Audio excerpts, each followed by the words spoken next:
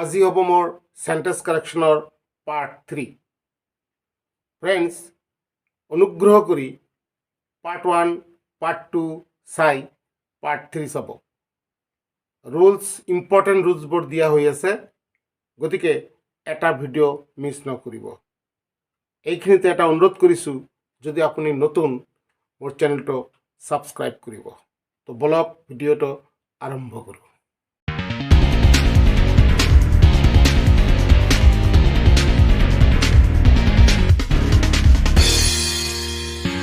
Friends আজিৰ প্ৰথম sentence if it will rain we will not go out আপোনালোকে টেন্সত পাই আহিছে যে কণ্ডিশ্যনেল সেন্টেন্সৰ যদি প্ৰিন্সিপাল ক্লজটো ফিউচাৰ ইনডিফিনিট হয় তেন্তে সাবঅৰ্ডিনেট ক্লজটো প্ৰেজেন্ট ইনডিফিনিট হয় if it will rain এইটো হৈছে সাবঅৰ্ডিনেট close we will not go out এইটো হৈছে প্ৰিন্সিপাল ক্লজ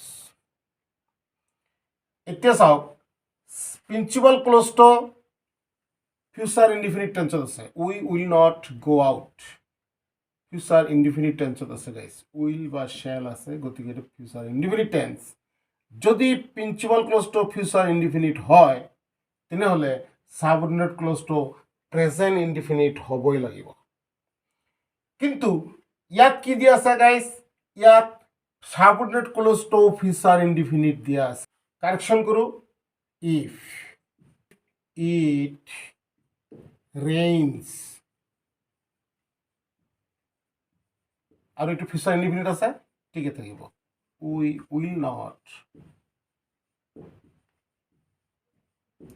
go out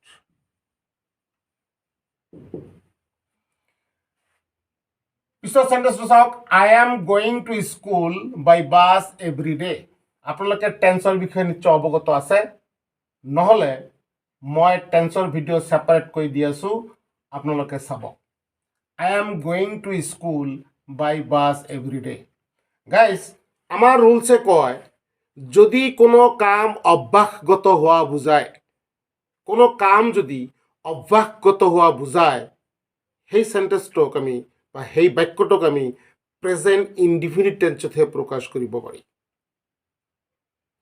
ইয়াত চাওক গাইজ এভৰিডে দি আছে এভৰিডে সদায় কোনো এটা কাম সদায় কৰা বুজালে সেইটোক অভ্যাসগত বুলি ধৰি লোৱা হয় সেইকাৰণে যেহেতু এভৰিডে আছে এইটো প্ৰেজেন্ট ইনডিফিনিট টেন্সত হ'ব গাইজ প্ৰেজেন্ট ইনডিফিনিট টেন্স কিন্তু ইয়াত কি মিষ্টেক কৰা আছে প্ৰেজেন্ট কণ্টিনিউয়াছ টেন্সত দিয়া আছে আমি কাৰেকশ্যন কৰিলে প্ৰেজেন্ট ইনডিফিনিট কৰিব লাগিব তেনেহ'লে প্ৰেজেন্ট ইনডিফিনিটৰ সূত্ৰ মই অলপ আগতে কৈছোঁ কি ছাবজেক্ট তাৰপিছত ভাৰ্বৰ V1 বা V5 যেহেতু ছাবজেক্ট থাৰ্ড পাৰ্চন ছিংগুলাৰ নহয় গতিকে ভাৰ্বৰ লগত এছ বা ইয়েছ নহ'ব ছাবজেক্ট আই উই ইউ দে বা যিকোনো প্লুৰাল হ'লে ভাৰ্বৰ লগত এছ বা ইয়েছ নহ'ব মাত্ৰ থাৰ্ড পাৰ্চন ছিংগুলাৰ হ'লেহে ভাৰ্বৰ লগত এছ বা ইয়েছ যোগ হ'ব মই টেন্সৰ সেই ভিডিঅ'ত ধুনীয়াকৈ বৰ্ণনা কৰি দিম আপোনালোকে চাব তেনেহ'লে ছাবজেক্ট আহিছে তাৰপিছত কি হ'ব ভাৰ্বৰ V1 যেহেতু আই গতিকে ভাৰ্বৰ V1 হ'ব অৰ্থাৎ ভাৰ্বৰ ফাৰ্ষ্ট ফৰ্ম অৰ্থাৎ খালি গো হ'ব গো I go to school by bus every day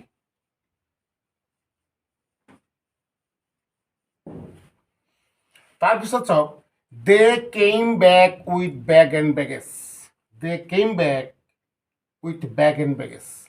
guys মনত ৰাখিব ইম্পৰ্টেণ্ট পৰীক্ষাত খুবেই দিয়ে মেট্ৰিকতো দিয়ে হায়াৰ ছেকেণ্ডেৰীতো দিয়ে বেগ এণ্ড বেগেজৰ আগত কোনো প্ৰিপজিশ্যন নহয় বেগ এণ্ড বেগেজ ইয়াৰ আগত কোনো প্ৰিপজিশ্যন নহয় গতিকে বেগ এণ্ড বেগেজৰ আগত উইথ প্ৰিপজিশ্যন দিয়া আছে কোনো প্ৰিপজিশ্যন ইয়াত নহ'ব তেনেহ'লে they came back bag and baggage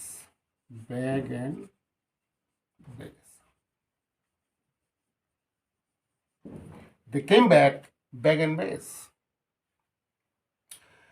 I have visited the zoo last year. I have visited the zoo last year. ইয়াত সেন্টেন্সটো প্রেজেন্ট পারফেক্টত আছে, subject plus have has plus V3 present পারফেক্টত আছে। কিন্তু সূত্রই আমাক কয় লাষ্ট ইয়ার মানে যোৱা বছৰ, অতীতৰ কোনো সময় উল্লেখ থাকিলে, অতীতৰ কোনো সময় উল্লেখ থাকিলে বা কামটো অতীতত হোৱা বুজালে পাষ্ট ইনডিফিনিট টেন্সতহে কৰা হয়। পাষ্ট ইনডিফিনিট টেন্স হলে আমি কি কৰিব লাগিব? পাষ্ট ইনডিফিনিট টেন্সৰ সূত্ৰ জানিব লাগিব। কি? সাবজেক্ট প্লাস V2 অৰ্থাৎ ভাৰ্বৰ সেকেন্ড ফৰ্ম, তাৰপিছত অবজেক্ট।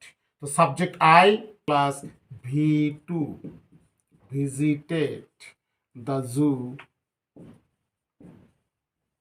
last year.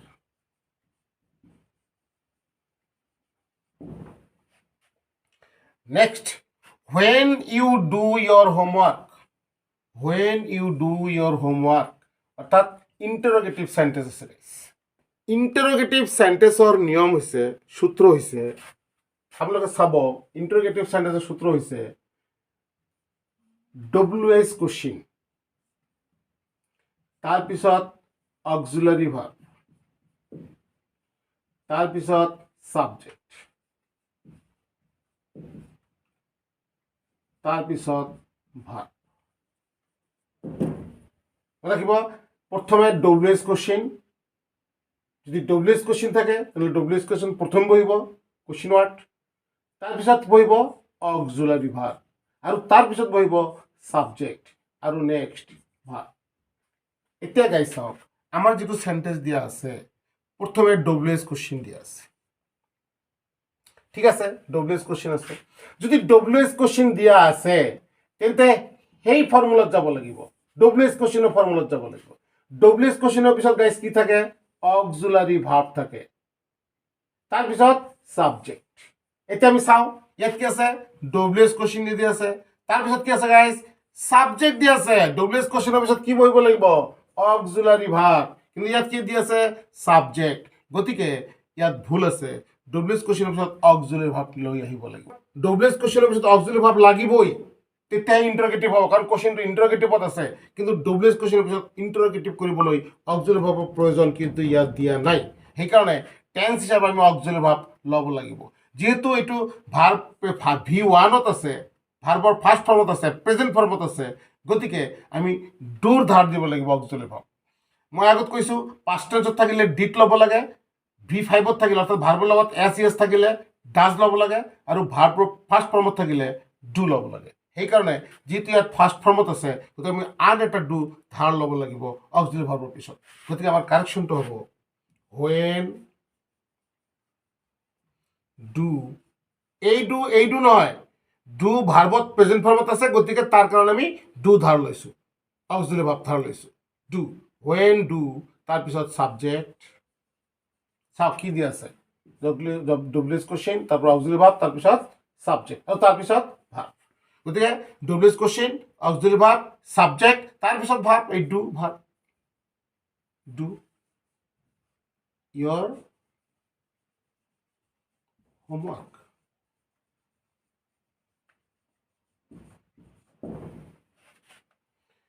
নেক্সট, ঠিক এনেকুৱা আন এটা সেন্টেন্স দিয়া আছে, এইকাৰণে মই অব্লিক দি বেলেগ এটা সেন্টেন্স আকৌ ইফালে দিছোঁ। when did you went there? when did you went there? ইয়াত গাইছে এটা মিষ্টেক কৰিছে। কি মিষ্টেক কৰিছে? WH কোশ্চিনৰ পিছত অক্সিলাৰি ভাৰ্ব লৈছে, ঠিকে আছে, বঢ়িয়া, তাৰপিছত সাবজেক্ট, ঠিকে আছে, তাৰপিছত ভাৰ্ব। আমাৰ সূত্ৰ মতে ঠিক আছে, WH question, auxiliary verb, subject, verb, WH question, auxiliary verb, subject, verb, ঠিক আছে। কিন্তু ইয়াত মিষ্টেক কৰিলে কি? ডিড ধাৰ লৈছে গাইজ, ডিড। কিয় ডিড লৈছে? কাৰণ ভাৰ্বটো পাষ্ট ফৰ্মত আছে। যদি ভাৰ্বটো পাষ্ট ফৰ্মত, ইয়াত মই আগতে কৈছোঁ আপোনালোকক পাষ্ট টেন্সত থাকিলে ডিড ল'ব লাগে, ঠিকে লৈছে, ডিড লৈছে। কিন্তু ডিড লোৱাৰ পিছত ভাৰ্বটো V1 বনাই দিব লাগিব, V1। আমি ডিডৰ ধাৰ ল'লেও V1 বনাব লাগিব, ডাজৰ ধাৰ ল'লেও V1 বনাব লাগে। যেহেতু পাষ্ট টেন্সত আছিল, সেইকাৰণে ডিডৰ ধাৰ লৈছে, ডিডৰ ধাৰ লোৱাৰ পিছত ভাৰ্বটো V1 বনাই দিব লাগিব, কিন্তু ইয়াত V2 আছে, গতিকে এইটোৱে মিষ্টেক। ল'ব when did you, এইটো V1, যেহেতু ডিড লৈছোঁ গতিকে এইটো V1 হ'ব, কোনো কথা নাই। go there, next, he is my cousin brother. He is my cousin brother. Guys মনত ৰাখিব, কাজিন শব্দৰ পিছত ব্ৰাদাৰ বা চিষ্টাৰ নবহে। কাজিন শব্দৰ পিছত ব্ৰাদাৰ বা চিষ্টাৰ নবহে। তেনেহ'লে কি হ'ব guys? He is my cousin. বাস, ব্রাদার নহব। I don't know to do it. I don't know to do it. Same আন এটা সেন্টেন্স দিছো, I know to do it. Friends, কোনো কাম কৰিব জানা নাজানা, কোনো এটা কাম কৰিব জানা নাজানা যদি প্ৰকাশ কৰিব বিচাৰোঁ, নোৰ পিছত টু নহয়, নোৰ পিছত হাউ টু হয়। গতিকে কি হ'ব গাইজ? আই ডন্ট নো, এই টুৰ সলনি হ'ব how to. How to do it. তেনেহ'লে এইটো কি হ'ব? আই নো, টুৰ সলনি হাউ টু চুইম। ভিডিঅ'টো ভাল লাগিলে অনুগ্ৰহ কৰি লাইক, শ্বেয়াৰ আৰু কমেণ্ট কৰিবলৈ নাপাহৰিব।